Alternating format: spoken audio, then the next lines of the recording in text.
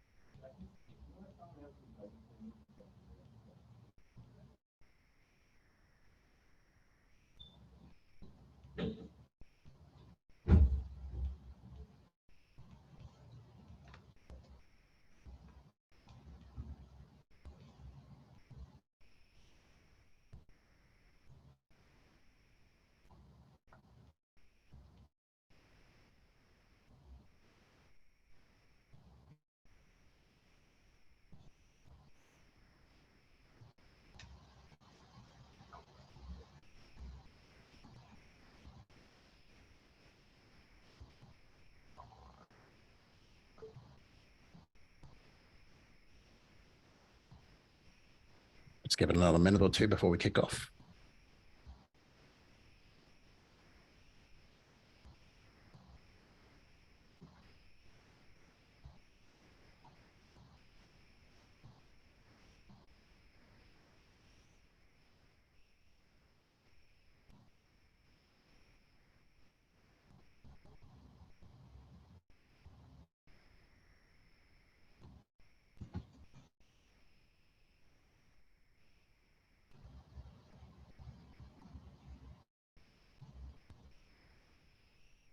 If the folks just joining, please don't forget to put your name into the notes. I've whacked the link into the chat.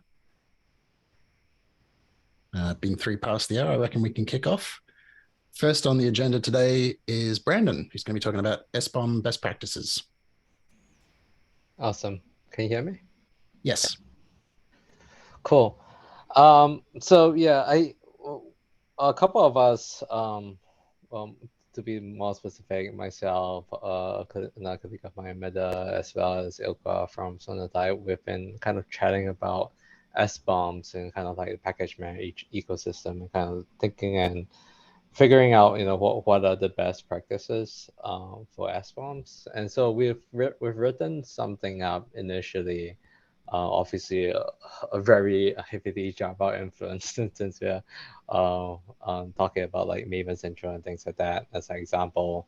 But tried our best to incorporate, the other aspects of other package ecosystems. We think that it would make sense to bring this to this OpenSSF community. And the hope is open to ideas, but I think our hope is to be able to say as a community, as a working group, that we've gotten together and said like these are best practices for SBOMs, and that we should kind of either maybe publish a white paper or provide some OpenSSF recommendations. So I pasted the link to the document in the notes.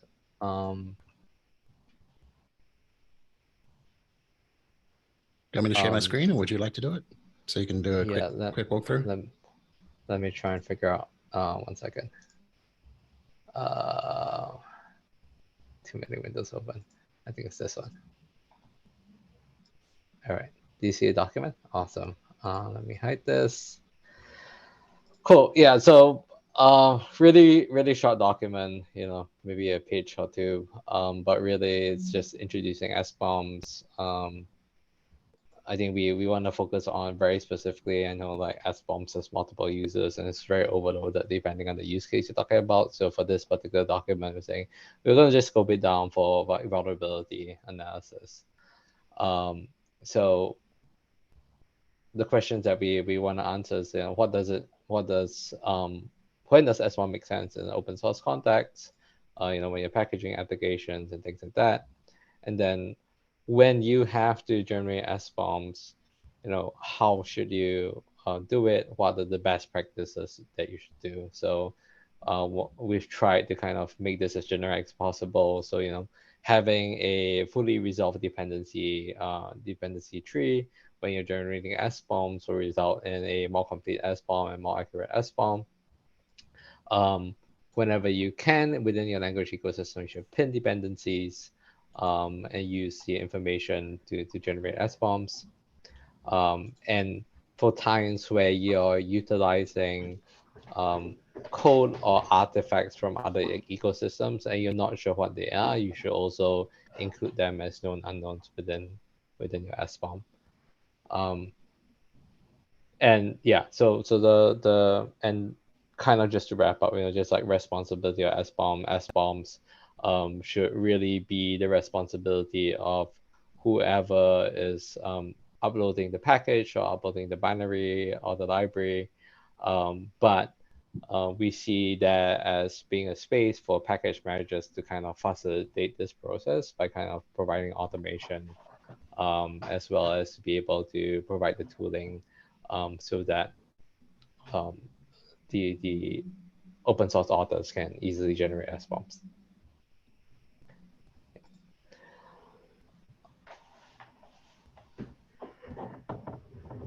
I'll call myself to the floor.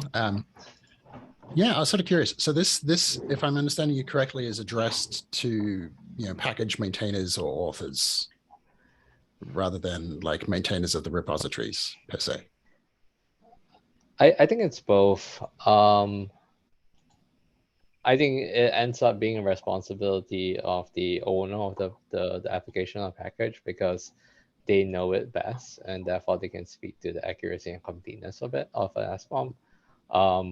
But I think we've talked about somewhere in this document. I can't remember exactly where.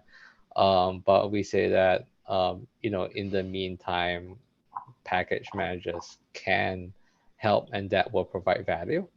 And basically it could be a scenario where package managers like run a tool on behalf of the owner to say like we've generated SBOM based on what the package that you have uploaded. If you want, you can hit like a approve button. If not, it will say like this was automatically generated, and then we can have additional flag to be like the owner also did the approval to say that the SBOM was good. Okay, I'll have to think about what I think. But before I do that, I'm going to pass it to Sebastian. I think some of this is cool. I agree with the who's responsible for SBOM's contents, that reads right to me. I'm a little confused on because you hear stuff about this all the time, and I'm always a little bit uncertain about what people mean precisely. I'm not sure what you mean by fully resolving the dependency graph in this context. So are we talking? We're talking about build dependencies. We're talking about runtime dependencies. What are we? So the reason I'm uncertain about runtime dependency resolution being critical to like SBOM generation is that, even if you do a very thorough analysis of all the versions that are currently available, your SBOM is going to be used by people who are then going to like pull newer versions of some of the dependencies essentially. Yeah. So what are we expecting to get there? Like, how am I misunderstanding it? So in this for this part that we wrote about for the resolved dependency graph, we were thinking more of it from the build type dependencies. And more specifically, when we're thinking about it like Java, you can specify, I'm using this library, I can specify a range, but it's not really resolved. So in that sense, like our NPM, basically you want to do the resolution and then generate the SBOM instead of trying to generate SBOM from like the specification of the range values and then building the artifact later. Does that make sense? But I agree, like the runtime stuff is totally different beast. And that I think that's going to be something separate that we want to handle, and maybe we should be more specific with this and maybe explicitly disclose that that's not something that we're looking at. Matt? Yeah, I mean, I absolutely, people who push packages, any open source, need to be responsible and should be given the tools and follow, some guidance. But much like Jacques was saying, it's kind of like people who actually use the libraries and packages, they assume trust in the package managers that basically put them on the shelves. Like a retail store, you go buy a packaged product off the shelf, you trust, and when you have a problem with the product, you go to the retailer, you go to Walmart or Target or whoever it is, and you hope that they vet and their suppliers and supply chain and all those things. But I think, and I guess I'd close by asking how you would see how this would fit with early efforts that have been disclosed in other working group meetings, where GitHub is working to create like a security build profile, where they're going to basically require package submitters to basically say, build with one of these approved build profiles for this package manager as a target. And then that should automatically do the attestations and the builds and the provenance and hopefully package it in a nice SBOM and do the signage and hashing and everything like that centrally at the point of submission to the repository. How does this fit into that cycle, basically? Yeah, I think the granularity of provenance and provenance is again like one of those topics where it's like that goes all the way down, right? I think that my view on it is that if we have a strong enough confidence that this process is robust and that we can generate SBOMs and we can generate attestations that are reflective of the source material, then I think that's fine, right? Then we get to a place where we are able to verify that and trust the SBOM independently of the package owner. Yeah, just to follow up, and I apologize if other people are waiting in the queue, but it's about the trust. So yeah, exactly. We already don't inherently trust the package developer who might actually have bad code. So why should we trust them to produce a good SBOM and tell them and be honest and truthful? And also, wouldn't in terms of standardized tooling, people can choose any tooling they want. They can even manually produce an SBOM. So it seems to me having something that's automated and something with a consistent set of tools, like we set up for Alpha or Omega or whatever it might be. We have a tool chain that we use that we know that everything's consistently produced and comparable, and it's not just ad hoc. Your developer picked this tool and you picked that tool, or I manually made my SBOM. It's infusing the trust by consistency of tooling. Yeah, so I guess I want to kind of like come back to maybe how the question of like how should we collaborate on this, because I think there definitely are good ideas and good perspectives that we should incorporate in the document. I guess that's a question for Jacques, since you're the chair of one of the working groups here. Yeah, thoughts on that, I guess. I guess I would ask a sort of a follow-up question to Matt. From what I hear, it sounds a bit like you're proposing one of two things. One would be there's sort of an agreed tool set that folks use, the repository maintainers use to publish SBOMs, versus there is a central service that repository maintainers can use. Well, I'm just noting the fact that it's been discussed. I thought even at this work group, maybe in the other time slot, but where GitHub was saying they're working with NPM as kind of like a case study or a first proof of concept, where they're going to be working to create security build profiles where packages are submitted through GitHub, right? So I assume that GitHub is going to propose a tool chain that they're using through a set of actions or whatever that are approved. But it would be good for us to endorse non-GitHub action tool chains that provides our tooling as well. Yeah, absolutely. Yeah. Okay. That I think answers what I was asking. Were there any other questions or comments that folks wanted to bring up?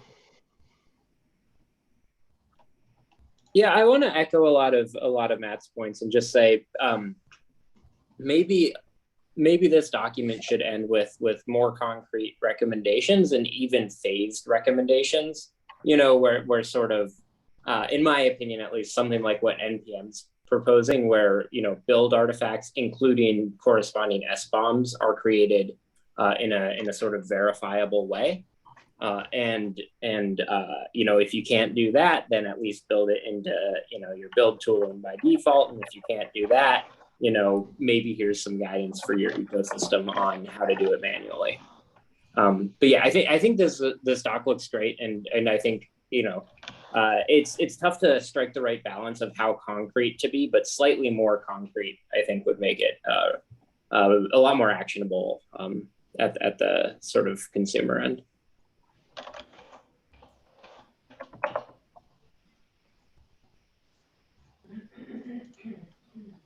Patrick, did you have something think you wanted to say, or did I cut off Brandon just then? No, I was just gonna say, yeah, I think that there are definitely things that we can add on here. And obviously this is what we're coming to community for. So any way that we can collaborate, and try and figure out, at least like from the working group perspective, like what we're calling this, are we targeting this to be like a white paper, a recommendation, just to kind of figure out what the angle is. Yeah, can I turn that back around at you, Brandon, and ask, were you intending the audience for this to be primarily like the folks in this room, or were you intending it to be individual maintainers? You see what I mean? It's more intended for the folks in this room, as well as the folks that are not in this room but should be in this room. Great, yeah. Yeah. And people slightly removed who maybe aren't working on the repository side, but are working on package managers or so on. Yeah, or like, people that haven't gotten around to looking at the SBOM story, and then, one day it happens.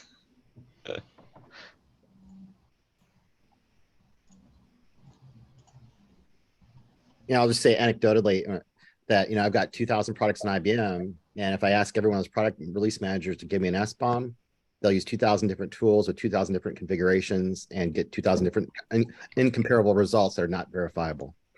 Yeah.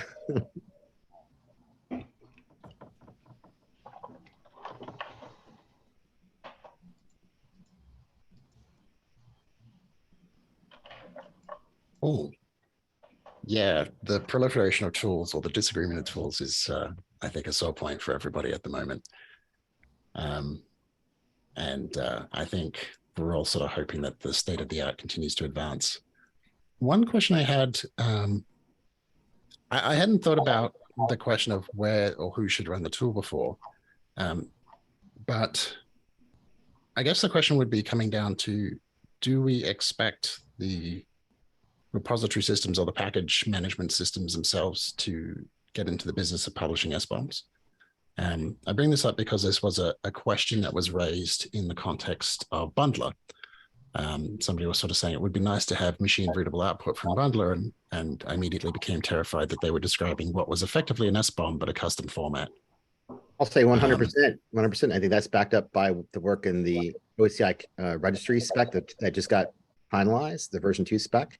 If you produce a container, you're supposed to produce metadata with a signed SBOM that's graphically tied to the artifacts you produce. And it's an artifactory. It's not just containers. So it could be jar files, it could be a library, it could be anything, any granularity of anything you produce, any reusable asset. Okay. Yeah, I mean, if I was designing a package manager today, one thing I'd probably do is piggyback on OCI, just because someone else written the hard bits. Right, and that goes to picking tooling and things like that, because it's tooling that's compatible with what we're trying to implement in terms of SALSA. So producing evidence that's verifiable, and provenance, and all those things, right? So yeah. Cool, thank you. All right, are there any more questions or comments for Brandon? I guess my question for Brandon is, what do you see as the next actions? What would you like for us to do next? So I think it would be great if, like, folks that want to kind of add on to this document, I'm hoping, I know KubeCon's next week, but I'm hoping like within the next couple weeks or so, we get together, flesh out like any other changes that we want to make to the document. And we understand that like this is one of many recommendations that we can put out. So I think completeness is not really the focus here. Is more like, can we move the needle and create some best practices that can put out there.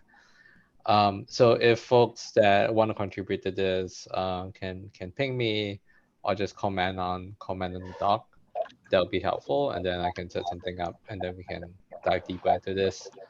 I think the thought there is probably around mid to end November. The question would be, how do we, as a working group, kind of publish this? I guess that's kind of more of a question from my side. It's like, what's the medium that we see this being published in?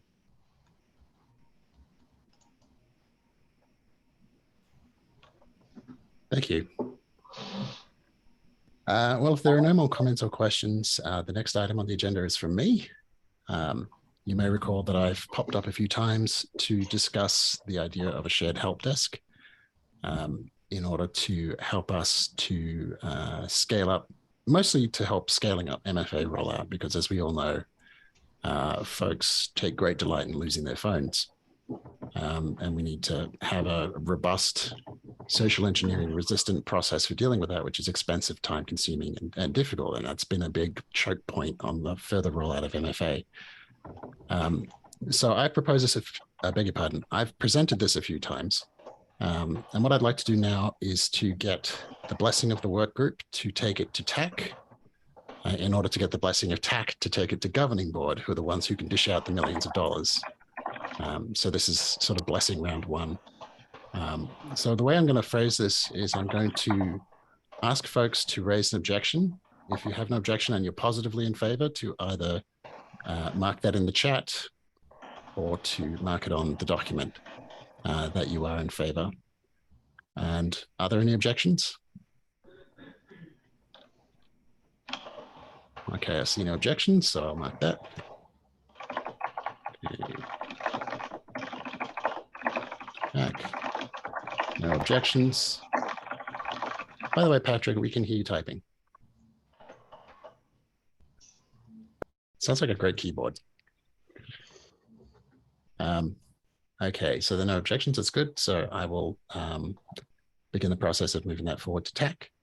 The next question I have is, who's going to help move the ball forward? Because I'm going to be away for a month.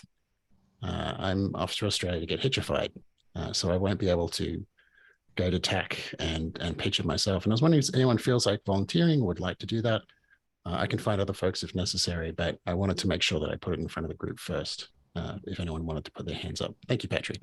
I'm very excited.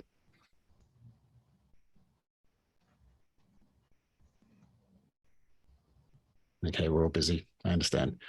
Okay, I will try to make some arrangements for somebody to pick up while I'm out to present to TAC.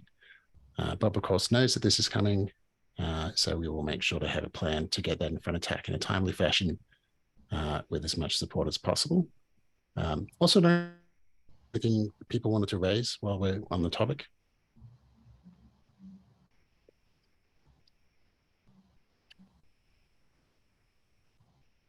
Yeah, one very quick point, which is I had another proposal for another way we could spend tax money, and I am a lot less far along than Jacques is, yes, but have not forgotten.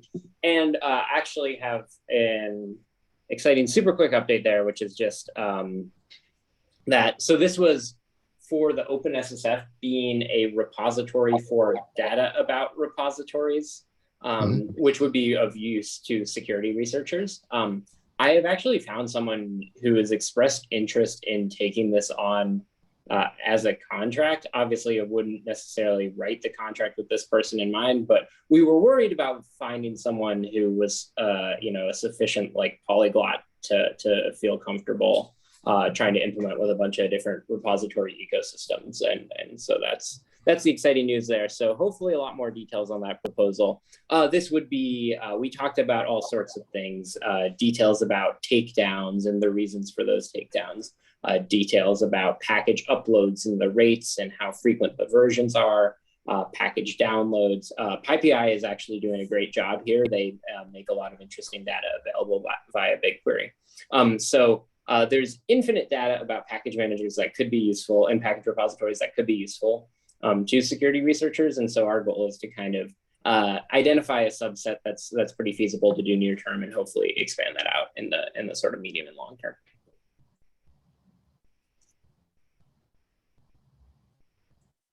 I'm definitely really excited about this project. I think it's important, especially since as I keep raising, when the research comes in and it's comparing multiple ecosystems, there are differences, and it's difficult to generalize between them. So it's useful to have multiple different data sets in play. Thank you for that update, Zach. Matt, did you have a question or comment? No, just super excited as well. Saw me clapping and stuff. But something that's come on my radar the last couple months is not just package managers code, but data is equal or more important. Case of ML and model creation. And I think that a lot of the new versions of SBOMs will include formulation, include ML, specifically called processes and things like that.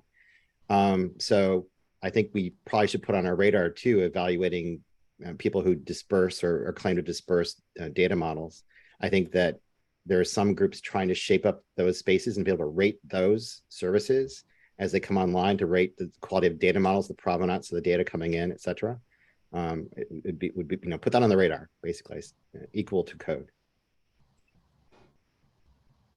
Yeah, I think that's a great point, Matt. I've had some discussions. I know Hugging Face is one of these. There are a bunch, but that are attempting to be like GitHub for ML. And apparently, state of the art there is you just use Git LFS to put huge blobs of data. Pickle is super common as a format, so when you load things into memory, it'll exec arbitrary code. And so all of these supply chain considerations that apply to software repos certainly apply to machine learning model repos as well. I can take an AI to try to reach out to that community specifically, Hugging Face, and see if anyone from there would be interested in joining these calls. Thanks, Jock, for doing that.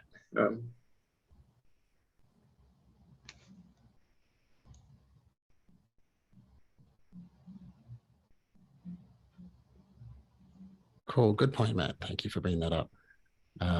Also on the agenda, returning to Zach, is a question about the EMEA meeting time, which is this one. And that depending on where you are in Europe, it might not be as friendly as the title makes out. But I'll hand it over to Zach to pick up the discussion. Yeah, that's exactly it. And I think UC was saying he's in Eastern European Standard Time, and it's like 8 or 9 p.m. over there right now. Which does feel a little bit late for a work meeting. So our other meeting is, let me put it, it's like 4 hours later than this one. That doesn't feel like a huge gap. And so I know this had been earlier and got moved kind of later because we didn't have tons of representation from time zones where that was less workable. But I think, I don't know if this needs a vote or anything formal, or we just want to say someone is going to take an action item to try to doodle a new time for the EMEA time. I guess I'm proposing that we try to find a new time for the EMEA friendly meeting. And I will hear objections now. Okay. And then I guess I would ask, if we have one meeting that's about 4 hours from now and one meeting that's a little bit earlier than now, I think that leaves basically US Eastern as one of the only time zones, and that is going to be able to make both of them comfortably, which is, it is what it is with time zones. It's not great. Does anyone see any problems with that, though, other than a lot of folks are only going to be able to make one of those meetings at most? I think as long as those of us who are living life large on the East Coast of North America can act as sort of interstitial tissue and keep tying the topics together. It is a tricky thing because we do have a pretty broad spread of folks. Yeah, and then maybe we can just try to encourage more use of Slack and other asynchronous media as well. And the mailing list for that matter, which doesn't see a lot of traffic, but could. I have no objection to moving. It doesn't look like anybody raised any objection. Yeah. Zach, Cool. did you have a particular time in mind that we would move it to? No, and I think given the number of folks involved, I would be hesitant to try to just pick a time out of a hat. I feel like that's a good way to, completely prevent a whole so maybe the time range would look something like 8 a.m. Eastern up until like noon Eastern. So that like 4-hour window feels like a pretty comfortable time range. Can I propose you take an action item to, there's sort of two halves, I think. One is to check the existing calendar to avoid collisions if possible. Yeah. As a nice to have, because there's a lot of stuff on the calendar these days.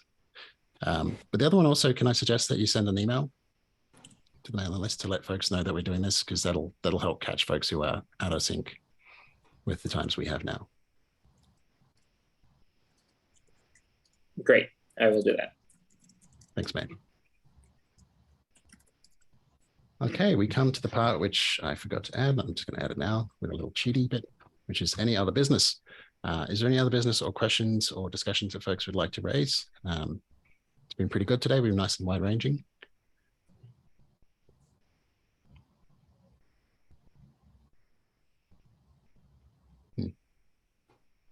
Okay, I don't see anybody jumping on a thing, although I saw an interesting note from Matt, which I'll call out, which was that the Cyclone DX machine learning working group is using Hugging Face as our hello world for CDX 1.5. That's quite interesting. I really like seeing the advancement in the state of the art with this stuff. It's cool. That's why I like being in this line of work. If there's no other items, then I can give you back some free time. And you can all enjoy the rest of your day, wherever you may be, or evenings, of course, as the case may be for those who are, in fact, in EMEA. I hope that you all are well, and most of us will be back in 2 weeks or 4 weeks, according to time zones.